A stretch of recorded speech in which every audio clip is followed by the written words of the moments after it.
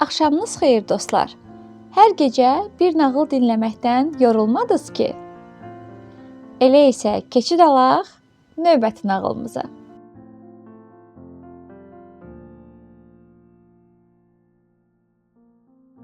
Bu axşam sizə Macarların Kəndli Qadınların Xəyalları adlı nağılını danışacağım.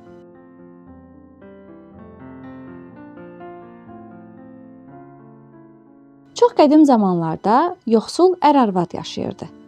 Onların uçuq sökük daxmadan və daxmanın içindəki çürük taxtadan başqa heç nələri yox idi. Daxmanın yanında nə bir tövlə, nə at, nə eşşək, nə inək, nə də bir qoyunları vardı. Bəlkə inanmayacaqsınız, amma onların heç keçiləri də yox idi. İtə isə ehtiyacları qalmırdı.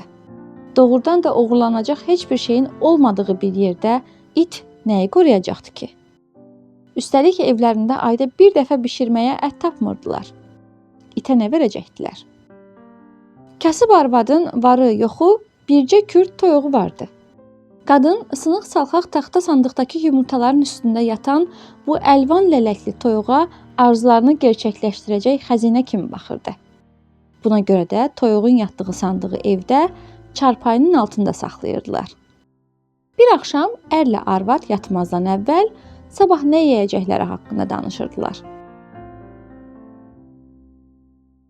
Yenə sıyıq yeyəcəyik, elə deyil? Kişi ah çəkdi. Nə etsək də taleyimiz dəyişməyəcək.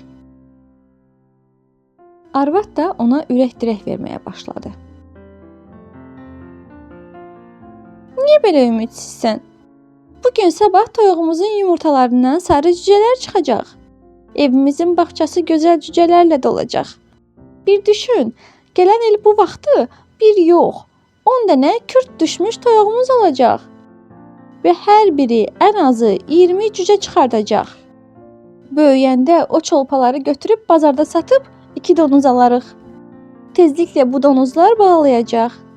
Gələn ilin axırına qədər 5-10 çoşqamız da olacaq. Onların da böyüyüb balaladığını düşün. Onlar bura yerləşməyəcəklər. Yenə çoşqaları aparıb bazarda satarıq. Bu dəfə sənə at və araba alarıq.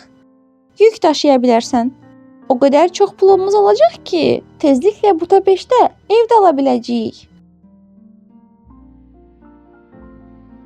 Söhbətin bu yerində kişi etiraz etdi. Yox, mən atlarımı o qədər yora bilmərəm. Səhərdən axşamadək onları işlətməyəcəm. Atlar da dincəlməlidir.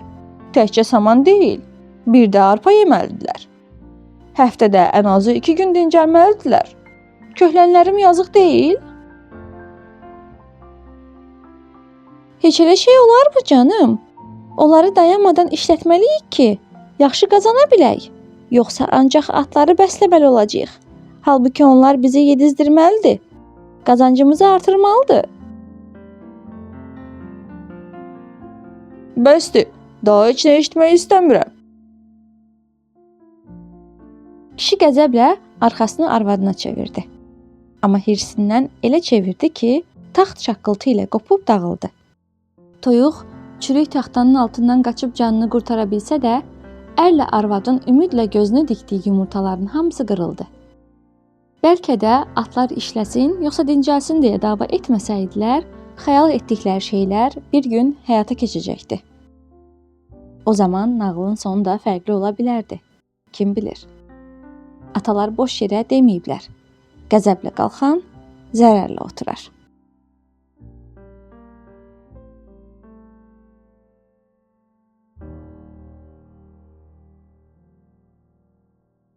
Bu axşamki nağılımızın da beləcə sonuna gəldik.